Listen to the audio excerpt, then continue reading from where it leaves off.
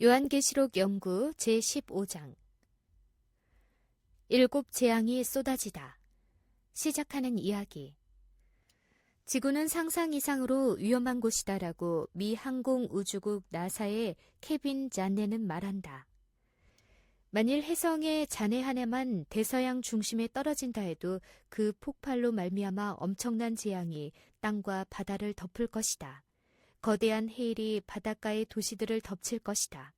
높이 1km 이상의 파도를 동반하는 태풍이 쿠바, 미국과 멕시코의 대서양 연안, 그리고 카리브해의 섬들을 쓸어가 버릴 것이다. 날이 저물기 전에 리오데자네이로, 살바도르, 부에노스, 아이레스, 리스본, 홍콩, 싱가폴 등이 물에 잠길 것이다. 진짜 위험은 물보다는 불일 것이다. 혜성이 지구에 부딪히는 순간 오늘날 지구가 보관하고 있는 모든 원자폭탄을 한꺼번에 폭발시키는 것 같은 대폭발이 있을 것이다. 마침내 폭발과 큰 지진으로 땅은 무너지고 분화구는 터져나오며 대기는 짙은 유황과 독가스로 덮이게 되어 사람들은 모두 질식사하고 만다.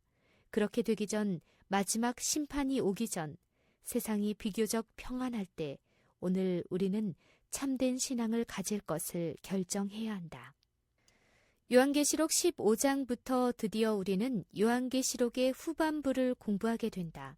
14장에서 세천사의 마지막 호소가 끝난 후 그 마지막 초청마저 거절한 사람들에게는 드디어 자비가 섞이지 않은 마지막 7 재앙이 내리는 것이다. 제15장은 7 재앙에 대한 서론이고 제16장에서는 본격적으로 7 재앙을 설명하고 있다. 드디어 멸망해 가는 지상의 사람들을 위한 마지막 호소는 끝났다. 이 세상에는 무서운 최후의 7 재앙이 내리기 시작한다. 지금부터는 모두 마지막 사건만을 다루고 있다. 요한계시록 15장은 요한계시록에서 중요한 사건이 있기 전에는 꼭 그러했듯이 예비적인 삽입장이다. 제15장에서 우리는 다시 한번 하나님의 백성들이 유리바닷가에서 어린 양의 노래를 부르는 것을 본다. 아무리 무섭고 극심한 재앙이 오더라도 하나님의 백성들은 안전하게 보호를 받을 것임을 보여주시는 장면이다. 7 교회는 촛대 사이를 걷고 계시는 예수 그리스도와 함께 시작되고 있다. 계시록 1장을 참조하라. 7 이는 보좌 앞에 나오시는 어린 양과 만물들의 찬송으로 시작된다. 계시록 4장부터 5장을 참조하라. 7 나팔은 보좌 앞에서 승리의 노래를 부르는 14만 4천인의 찬송으로 시작된다. 계시록 7장을 참조하라. 7 재앙도 역시 짐승과 그의 우상과 그의 이름의 수를 이기고 벗어난 구원받은 성도들의 찬송으로 시작된다. 계시록 15장 1절에서 4절을 참조하라. 전개될 장면들이 너무나 두렵고 떨리는 시련과 심판의 장면들이기 때문에 미리 압도당하여 절망할지도 모를 하나님의 백성들에게 미리 승리의 장면들을 보여줌으로써 용기를 주시는 그리스도의 자세한 배려를 느낄 수 있다. 요한계시록 15장은 두 부분으로 되어 있다. 15장 1절에서 4절까지는 성도의 최후의 상급이다. 그들은 유리 바닷가에 서서 모세의 노래, 어린 양의 노래를 부른다. 15장 5절에서 8절까지는 재림 전 이 지상에 쏟아질 최후의 형벌을 위한 준비의 장면이다. 7 재앙을 가진 7 천사가 성전으로부터 나와 하나님의 진노를 가득히 담은 금 대접 7을 받는다. 유리 바닷가의 성도들. 1. 새 천사의 기별을 거절하는 자들에게 무슨 일이 있겠는가? 계시록 15장 1절. 또 하늘에 크고 이상한 다른 이적을 보매 7 천사가 7 재앙을 가졌으니 곧 마지막 재앙이라. 하나님의 진노가 이것으로 마치리로다. 계시록 15장 1절. 설명. 요한은 7 천사가 7 재앙을 가지고 있는 두려운 장면을 보았다. 이 재앙으로 하나님의 진노는 맞춰질 것이다. 그렇기 때문에 7 재앙은 과거 어느 재앙보다도 더 극심하고 비참할 것이며 자비가 섞이지 않은 무서운 것이었다. 2. 요한은 유리 바닷가에서 누구를 보았는가? 계시록 15장 2절에서 3절. 또 내가 보니 불이 섞인 유리바다 같은 것이 있고 짐승과 그의 우상과 그의 이름의 수를 이기고 벗어난 자들이 유리 바닷가에 서서 하나님의 검은고를 가지고 하나님의 종 모세의 노래 어린 양의 노래를 불러 가로되. 계시록 15장 2절에서 3절. 설명.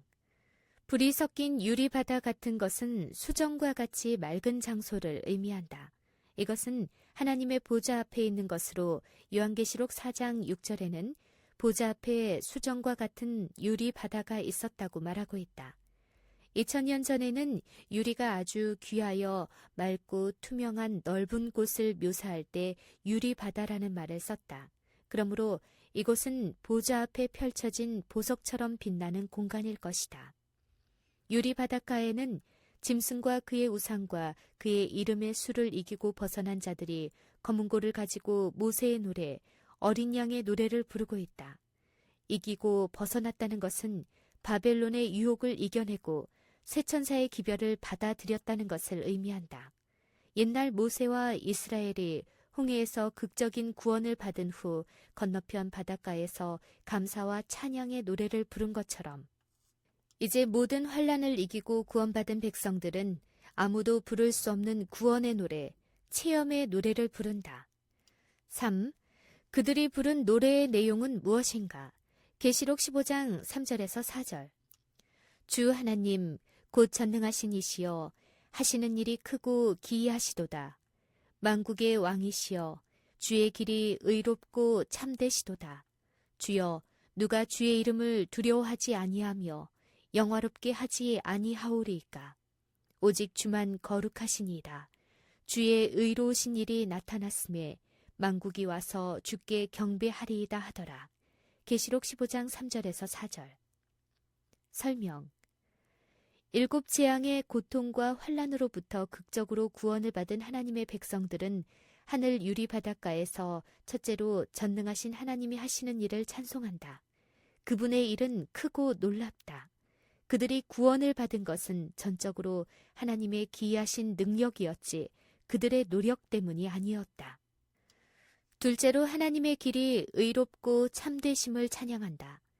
그들이 구원을 받은 것은 하나님의 의로우심 때문이지 그들이 의롭기 때문이 아니었다. 셋째로 하나님의 거룩하심을 송축한다. 그러므로 만국이 하나님을 두려워하며 와서 경배할 것이라는 것이 그들의 노래의 요지이다. 7 재앙의 서곡. 4.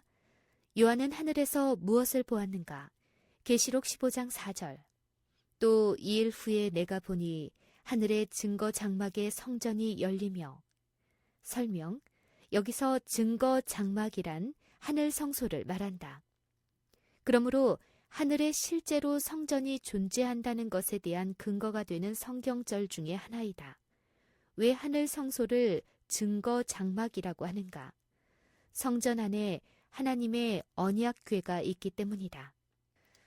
출애굽기 38장 21절, 민수기 9장 15절, 민수기 10장 11절, 사도행전 7장 44절, 계시록 11장 19절을 참조하라. 그러므로 언약궤, 곧 증거궤가 놓여있는 지성소를 증거장막이라고 부를 수 있다. 성소제도에서 지성소는 대속죄일에만 열린다. 그러므로 본절에서 증거장막이 열렸다는 것은 하늘 성소에서 대속죄일의 심판이 진행되고 있다는 것을 의미한다. 5. 요한은 성전에서 무슨 일이 벌어지는 것을 보았는가? 계시록 15장 5절에서 6절.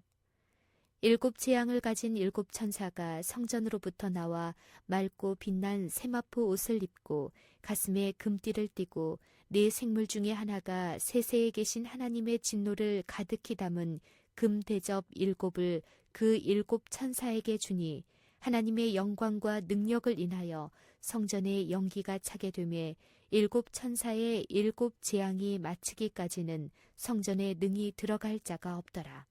계시록 15장 6절에서 8절. 설명.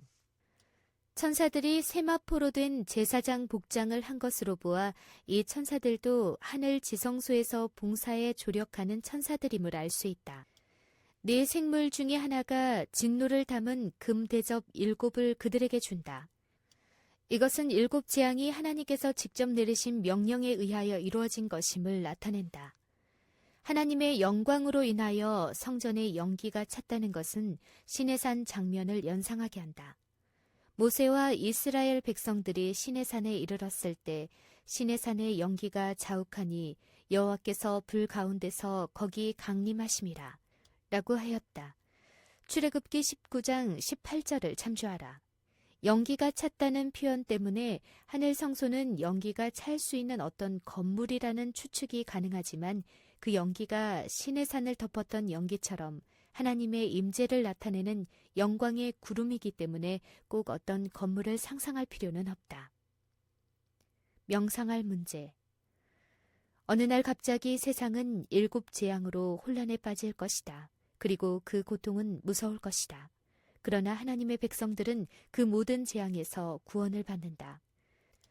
그들은 하늘 유리바닷가에서 구원의 노래를 드높이 부를 것이다. 이 모든 것은 사람의 말이 아니라 성경에 예언된 것이다. 성경의 예언은 한 번도 틀린 일이 없이 반드시 이루어졌다. 그리고 성경은 우리가 살고 있는 지금이 그 마지막 순간임을 거듭 가르쳐주고 있다. 오늘 나의 결정은 무엇인가? 나는 어느 편에 설 것인가?